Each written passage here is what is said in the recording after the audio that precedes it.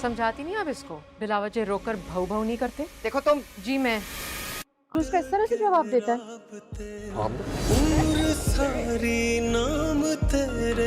आइंदा मेरे पैसों को किसी और का पैसा मत कहना और मेरी शॉपिंग पर नजर भी मत रखना। पहले तो एक भतीजे को पैसे देती थी, अब तो उसकी बीवी को भी दे रही है। पूरी दुनिया उनकी मलकियत हो जाती है। कोई किसी के मोहब्बत में दोस्तों आने वाले एपिसोड में देखेंगे जहां पर आंसा जो है शिहान से उलझ पड़ती है और जिसके बाद शिहान को ये पता ही नहीं होता कि सदीकी साहब उनके पीछे आ रहे हैं। और क्योंकि आंसा ने उन्हें चाय पर इनवाइट किया होता है, ये सब कुछ देखने के बाद उनके साथ एक पुलिस वाला भी होता है जो सिक्योरिटी के लिए होता है, और वो भाग कर यहाँ पर शिहान को पकड़ लेता है और कहता है कि क्यों हाथापाई कर रहे हो। इधर दूसरी तरफ साबिक क्राइम वाला भी होता है, लेकिन यहाँ पर शिहान की माँ को लगता है कि वो उन्हें अरेस्ट करने आए हैं।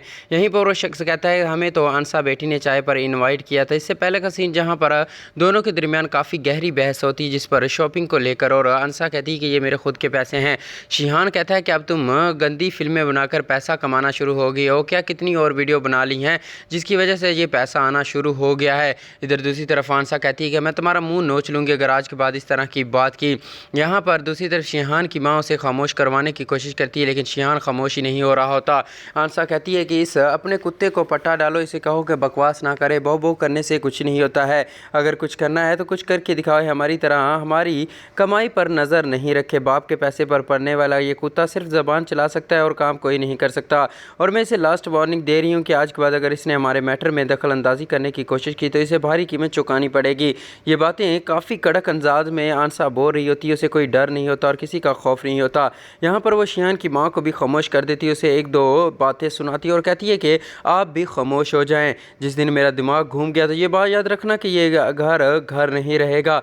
इधर शिहान को इतना गुस्सा अंदर से आ रहा होता है कि उसका जी चाहता है यहीं पर आंसा को गला दबाकर उसे मार डाले, लेकिन उसके बस की कुछ बात नहीं होती। आंसा उन लड़कियों में से नहीं थी जो इनकी बातें सुनती या फिर इन पर चिल्लाने की वजह से वो खामोश हो जाती थी।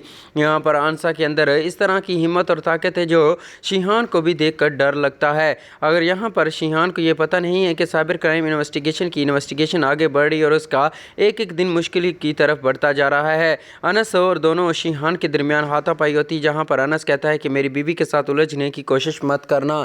दोनों के दरमियान काफ़ी बहस होती है, लेकिन वहीं पर मुरसलीन आकर इस बहस को ख़त्म कर देगा। इससे पहले के सीन पर जहां पर आंसा और दूसरी तरफ शॉपिंग मॉल के अंदर अनस गए होते हैं और शॉपिंग करने के लिए, क्योंकि उन्हें शादी पर कुछ ऐसे गिफ्ट नहीं लिए होते जो उनकी शादी पर उन्हें ज़रूरत है और घर की ज़रूरियात के लिए वो सब कुछ नहीं ले पाते थे, जिसकी वजह से वो ये शॉपिंग करने के लिए गए थे। क्योंकि अब आंसा भी जॉब पर लग चुकी है और ऑनलाइन काम करती, जिसकी वजह से उसकी सैलरी आ चुकी थी और दोनों खुशी खुशी शॉपिंग मॉल गए थे और अपनी चीज़ें लेकर आए जो उनकी ज़रूरियात थी, और आंसा को कुछ अनस ने गिफ्ट भी किए थे।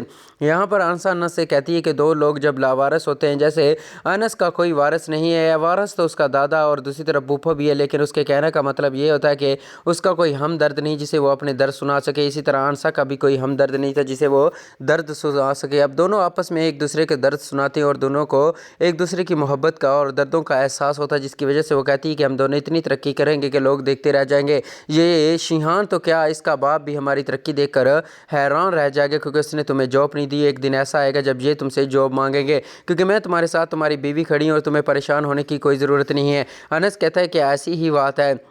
दोनों के दरमियान मुस्कुराहट कायम रहती है और दोनों का आगे का रिलेशन आगे बढ़ता रहेगा और दोनों के आने वाले हालात अच्छे होने वाले हैं। दोस्तों चैनल को सब्सक्राइब, वीडियो को लाइक और कमेंट सेक्शन में बताना ये ड्रामा आप कहां से देख रहे हैं और आपका फेवरेट ड्रामा कौन सा है वो भी कमेंट सेक्शन में ज़रूर बताइएगा।